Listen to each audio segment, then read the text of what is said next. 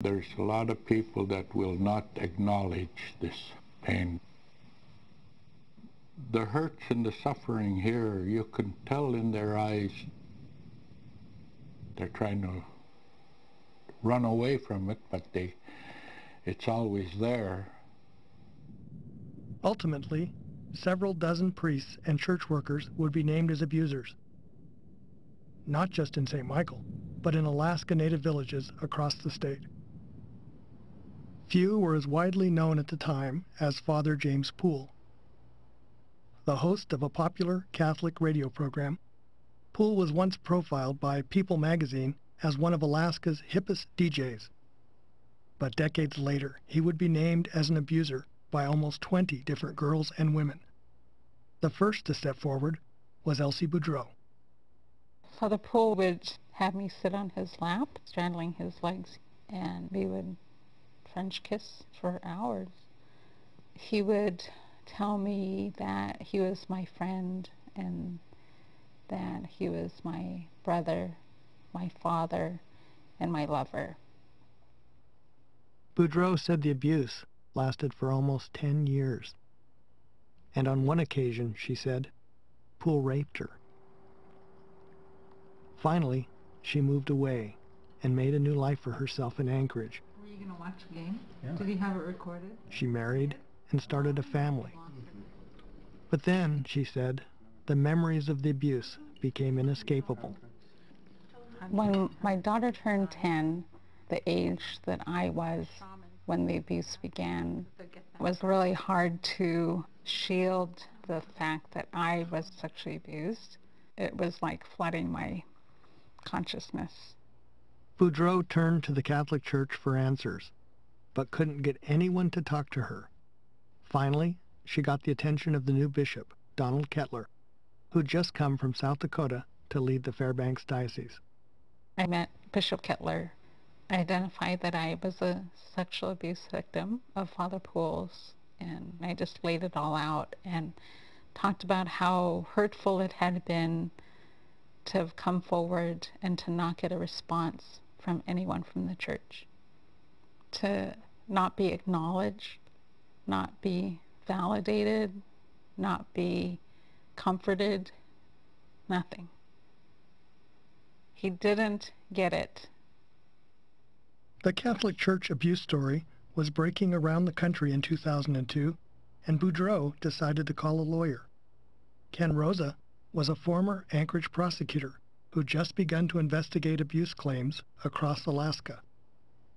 Each time as we identified a new molester, it would open up a new group of victims because no victim wanted to be the first one to say something about a priest until they found out somebody else had made a complaint against their perpetrator, and then they would go, wow, I'm not the only one. My name is Elsie Boudreau. My Yupik name is Burin. Boudreau filed suit against the church, and then she decided to go public. We ask that the church stop hindering the criminal and civil prosecution of men who have abused our children and the people who have covered up the crimes. As the story unfolded, dozens more victims came forward. This time, Attorney Rosa filed a class action focused mostly on the abuse of Joseph Landowski in St. Michael. It's pretty clear from the evidence that Landowski molested every male child he could get his hands on. He lived and breathed every moment of every day to molest boys.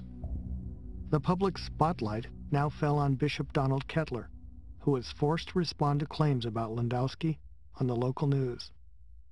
I was completely surprised. I did not know anything about this, or I didn't know who this gentleman was. All I can tell you, all that I know, is that he was listed as a volunteer in some of our... The bishop first denied any church responsibility for Landowski. Then he said the church had no knowledge of his abuse. There's nothing that we have found that would indicate that Landowski sexually abused any children. Nothing that we found. But Ken Rosa turned up new information from the church's own files. We looked at documents to prove to the church that Joe worked for them and extracted all the evidence and then gave it back to them and said, now, tell me Joe Landowski didn't work for you. In the end, the evidence proved undeniable. The claims against Joseph Landowski alone would grow to 112 victims. 26 more would come forward against Father Endall. And another 18 people would ultimately name Father Jim Poole. A number of these women claimed Poole raped them, although in a deposition with victims' attorneys, Father Poole would say that he never raped anyone.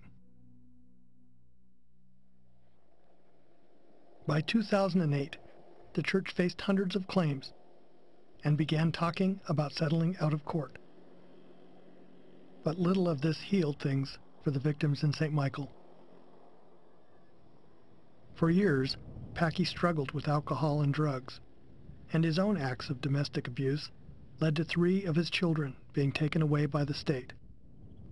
Ben also has a history of domestic violence, sometimes landing him in jail, and he hasn't held a job in years. Alberta's never managed to talk about what happened. Even though the abuse ran deep through her family, it became a taboo subject. And it's the difficulty of breaking this silence that's bringing one of her fellow survivors to St. Michael. Elsie Boudreau is now trying to get people here talking. How are you? Good to see you. My hope is that as Yupik people, that we can move beyond the shame and the guilt and have the strength of our ancestors to be able to sit in a circle with other survivors and to say, these things happened to me.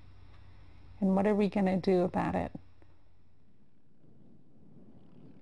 Boudreau arranged the first meeting of the St. Michael victims. I'm honored to be here in St. Michael among all of you, and I know as survivors it's often hard to come together as a group to face what happened to you. I'm curious about you, Alberta, and how it feels for you to be in this circle, being that this is your first time. I was thinking of what people will say. We're doing it just for the money. They're lying. Yeah.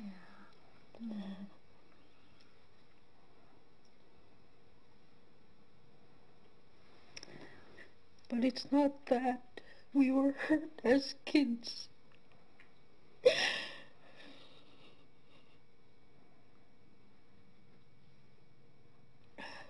They hurt us, and it can never be fixed.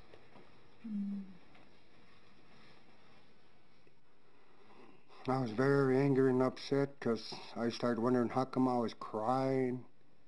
I really needed help, and I didn't know what was going on at the time. I did not know I was suffering PTSD. I still have nightmares of Joe Landowski molesting me, having sex with me. Get up sweating, angry. Feel like I could hurt somebody, but I never mean to get angry at my children, but the anger went on my children also. I know it's hard, Packy, and I'm sorry that all of that has happened to you.